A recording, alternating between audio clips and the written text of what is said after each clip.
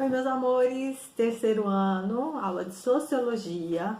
Vamos continuar falando sobre História da Sociologia, pressupostos, origem e desenvolvimento. Um resumão para vocês, tá bom? Aqui tem resumo do primeiro, segundo e terceiro ano, para você ficar atenado, ok? Então vamos lá. Continuando, na aula passada nós falamos sobre a expansão marítima, a constituição do Estado moderno e, claro, né, as novas formas de pensar a sociedade. E hoje nós falaremos, ainda dentro desse contexto, as novas formas de pensar a sociedade, nós falaremos sobre a reforma protestante e o desenvolvimento científico e tecnológico. E se der tempo, falaremos sobre as transformações do século XVIII. Ok, então vamos lá. Reforma protestante. No século XVI, assistiu-se também ao movimento que ficaria conhecido como Reforma Protestante. Os reformistas questionavam as condutas do clero, a estrutura da Igreja Católica e a autoridade do Papa. Os líderes do movimento promoviam a valorização do indivíduo ao pregar a livre leitura das escrituras sagradas e dispensar a intermediação dos ministros da igreja nas práticas religiosas e nos assuntos relativos à fé. A reforma contribuiu assim para alimentar o movimento de resistência à autoridade e à tradição que desembocaria na ilustração, no iluminismo, na mente aberta, né?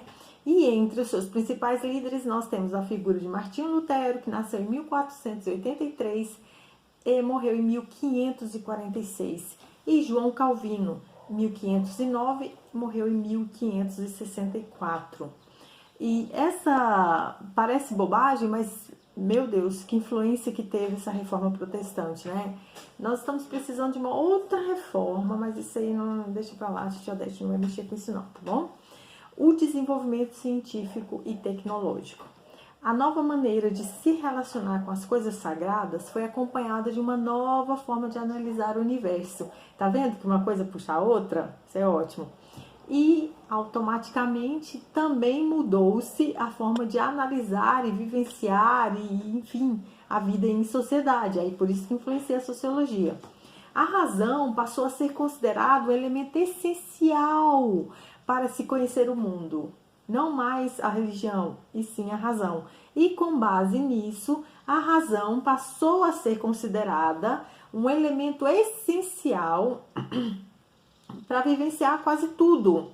E as pessoas ficaram livres para julgar, para avaliar, para pensar, para omitir. Omitir não, pelo amor de Deus, omitir elas omitiam antes. Para emitir, Tia Odete confundiu emitir com omitir, tá? É emitir opiniões sem se submeter a nenhuma autoridade transcendente ou divina.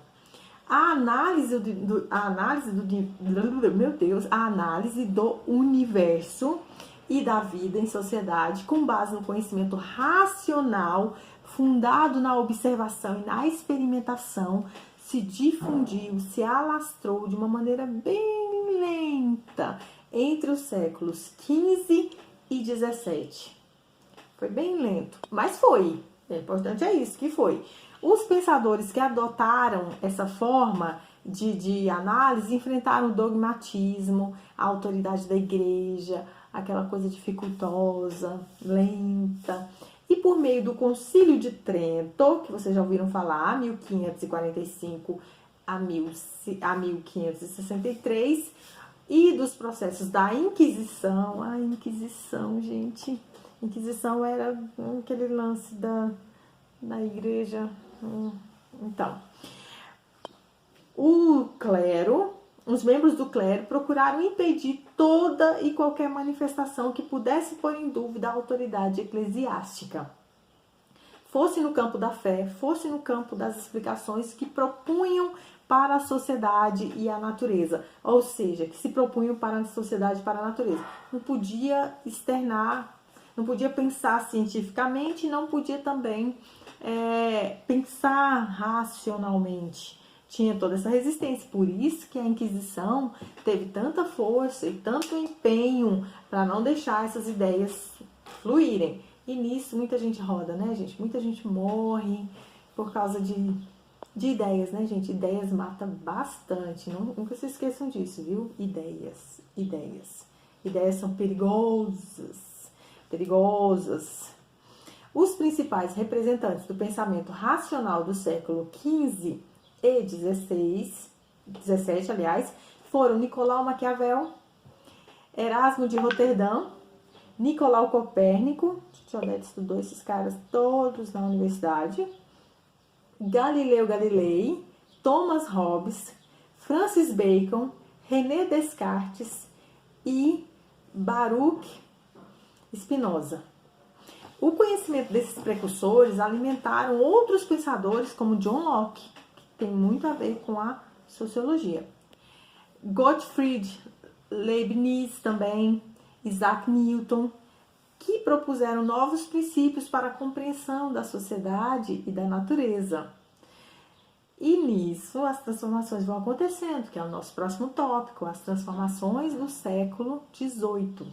E no final do século XVIII, na maioria dos países europeus, a burguesia comercial, que era formada basicamente por comerciantes e banqueiros, constituía uma classe poderosa, em razão, na maior parte das vezes, das ligações econômicas que mantinham com as monarquias, além de sustentar o comércio entre os países europeus. A burguesia europeia lançava seus tentáculos a vários pontos do mundo, até onde pudesse chegar, comprando e vendendo mercadorias. O capital mercantil estendia-se também a outro ramo da atividade, gradativamente, ia se organizando, e essa produção, esse movimento foi chamado de produção manufatureira.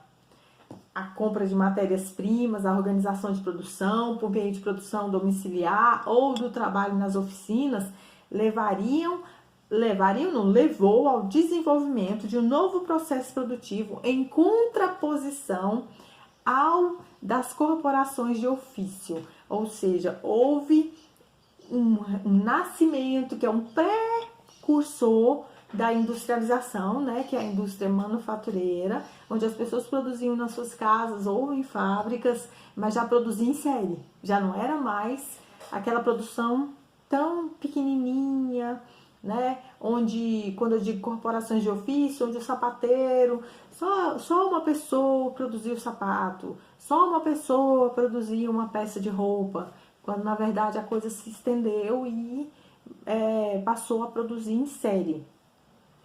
Os organizadores das manufaturas passaram a se interessar cada vez mais pelo aperfeiçoamento das técnicas de produção. Para quê, gente?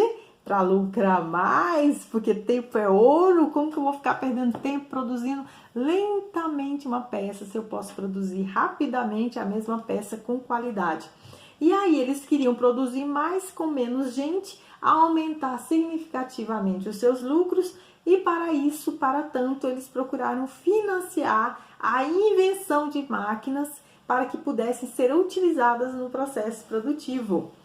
E aí é que surge a mais-valia, né, gente? A mais-valia relativa, se não me engano, que é quando a máquina está produzindo, eu também estou ali junto com a máquina, mas eu não recebo a mais por isso. E com a invenção das máquinas de tecer e de descaroçar, no caso descaroçar o algodão, e também a aplicação das máquinas de vapor, que faziam com que as locomotivas se movessem mais rápido, levando mercadorias, e também tinha o lance, né, do vapor usado para outras coisas também dentro da fábrica. E tudo isso era para destinar um aumento da produtividade do trabalho. E aí, com isso, se desenvolveu o fenômeno que veio a ser chamado depois de manufatura. Manufatura não, manufatura estava lá atrás, maquinofatura, porque tem a máquina. Vocês estudaram isso em geografia, vocês estudaram isso em história, estão estudando isso agora, certo? E também vocês estudaram isso comigo lá no capítulo do trabalho, um pouco antes de nós estudarmos sobre Henry Ford, sobre o toyotismo também, vocês estudaram isso. É porque às vezes a memória fica, né, meio, mas estou aqui para lembrar vocês, certo? O trabalho que as pessoas faziam com as mãos ou com ferramentas passava a partir de então a ser realizado por máquinas, levando um volume de produção enorme, né, de mercadorias enorme, e isso gerou muito lucro e muito crescimento também, e que é um precursor da nossa revolução industrial. A utilização da máquina a vapor, que podia mover entre tantas as outras coisas, impulsionou a indústria construtora de máquinas e, consequentemente, a indústria voltada para a produção de ferro e, posteriormente, a produção de aço. Porque o vapor, gente, fazia as locomotivas se moverem, faziam também máquinas funcionarem. Mas isso tinha um escravinho lá, né? Quando eu falo escravo, não é literalmente o escravo com o título de escravo, mas a posição que ocupava, às vezes, era de trabalho escravo, fazendo com que essa máquina não parasse nunca. Então, nesse contexto de profundas alterações no processo produtivo, no qual a utilização do trabalho mecânico era cada vez mais frequente, o trabalho artesanal continuou a existir, sempre existiu, sempre vai existir. A maquinofatura se completou com um trabalho assalariado, no qual eram utilizadas, numa escala crescente, a mão de obra feminina e infantil. É nesse momento em que a criança consegue fazer esse movimento aqui, ela já vai para a fábrica. A mulher também vai para a fábrica, só que essas duas categorias ganham muito pouco. Gente, olha o que nós já vivemos, né? Crianças tão pequenininhas que tinham que estar no berçário, no jardim de infância, estavam trabalhando, coisa mais triste. E longe da Europa, explorava-se o ouro no Brasil, a prata no México, o algodão nos Estados Unidos e na Índia, e a maioria dessas atividades eram realizadas com a utilização do trabalho escravo, agora sim, trabalho escravo mesmo, ou servil. Esses elementos conjugados asseguravam as bases do processo de acumulação necessária para a expansão da indústria na Europa. E essas mudanças, somadas à herança cultural e intelectual do século XVII, definiram o século XVIII como explosivo. Bum! Se no século anterior a Revolução Inglesa determinou as novas formas de organização política, no século XVIII a Revolução Americana e Francesa alteraram o quadro político ocidental e serviram de exemplo e parâmetro para as revoluções políticas posteriores. Então, as transformações na esfera da produção, a emergência de novas formas de organização política, a exigência de representação popular conferiram características muito específicas a este século, em que pensadores como Charles de Montesquieu, Voltaire, Denis Diderot, Jean Le Alembert, estou com dificuldade de falar o nome porque eu não estudei esse, David Hume, Jean-Jacques Rousseau, Adam Smith, Immanuel Kant, procuravam por caminhos às vezes divergentes refletir sobre a realidade na tentativa de explicá-la. Então, ficamos por aqui. Aí na semana que vem nós continuamos. É um pouco longo esse assunto, mas eu acredito que vai ser de grande valia para vocês, tá bom? Aí se vocês quiserem tirar dúvidas, isso aqui é um apêndice que está no livro de Sociologia de vocês do terceiro ano, certinho? Então tá, fiquem bem, beijos, até mais!